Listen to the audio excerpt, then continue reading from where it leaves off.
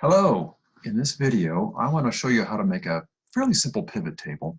You can probably find these instructions online, but maybe a quick walkthrough with the data set that might look familiar would be easier. So let me go ahead and do that. Pivot tables. I'm going to do a screen share and show you some data from a case that we'll be working on this quarter. This is from the Quality Alloys case, and it's on the Weekly Visits tab.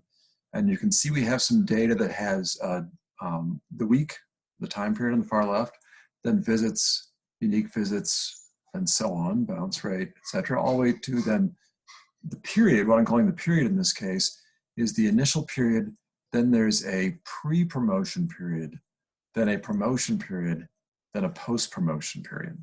So 4 different periods in this case. And we'd like to do some pivot tables, especially maybe we want to see how things differ by period. So to get started with our pivot table, one thing we notice right away is our data is in a nice kind of rectangular block here. And it's continuous. There are no blank rows or blank columns. That's really handy. That means we can use some of the defaults to our advantage. I'm just going to click on any cell in that rectangle. If you think of this as a rectangle of data, click on any cell, select any cell there before you begin doing a pivot table. Now, once the cell is selected, we can go to Insert Pivot Table, and by default, see the little dotted lines here? By default, it's guessing that data section. So that's a really handy thing. By default also, it's going to put our pivot table on a new worksheet. That's handy too, in a new tab. So let's go ahead and do that. So I'll take those defaults, boom, and I'm onto this page. Now I want to do something analysis by periods. So I want the periods in the rows in this little table. So I'm going to select period. There's periods and rows. So far, so good. And just because I can, how about average time on site for the values? So we click here, average time on site. Wow, a couple of mouse clicks, already got kind of an interesting table. But this table, as you can see, shows the sum of average time on site, which is a little bit weird. I'd rather see average of average time on site. So I'm going to have to change the field settings.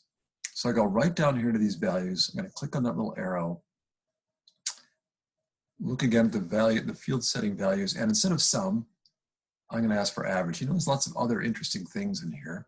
There could be lots of powerful things in pivot tables. I'm just going to take the average here for today, and boom, there's a pivot table, ready to report, analyze further, whatever I want to do with that. Now, if I'm going to graph that or analyze that further, what I often do, and maybe some of you have a better method, but I will often copy that table to a different space in the spreadsheet, maybe right here, and I paste it using just the values.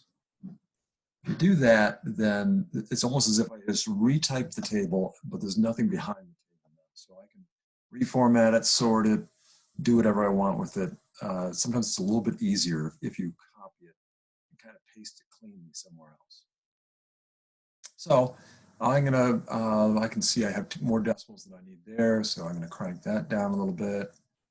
That looks more interesting.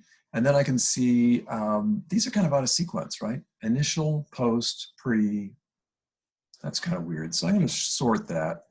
To do that, I'm just gonna insert a column, and I can sort that by, insert some cells.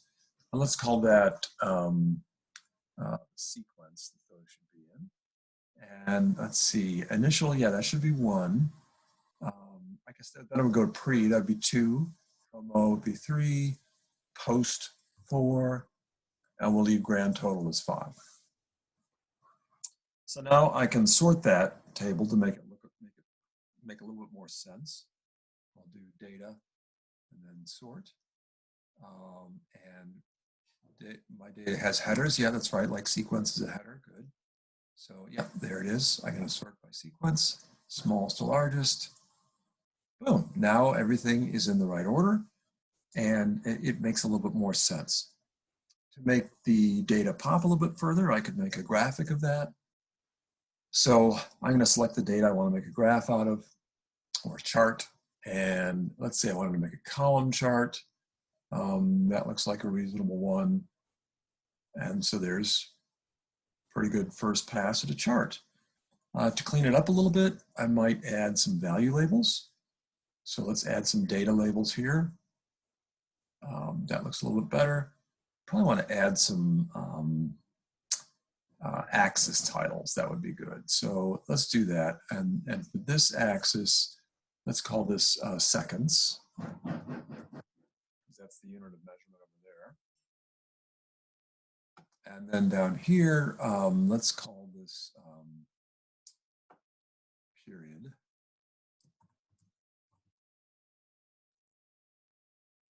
That looks better there. Okay, and then up here, let's go with average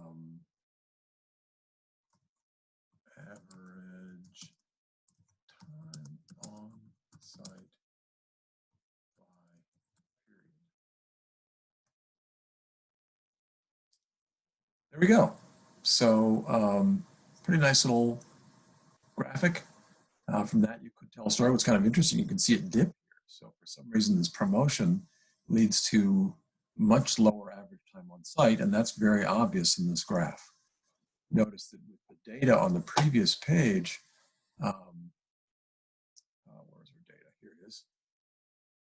Not exactly obvious what's going on here, but we do a quick little pivot table, we make a graphic, boom, information pops out to us. So that's the value of pivot tables, and that's how simple it can be to make a quick pivot table.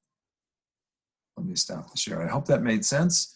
I hope that makes it's easy to follow. I think if you watch it in slow motion or slow it down and stop it, you'll be able to see all the clicks I was using and make your own pivot tables and graphics if you need to from that.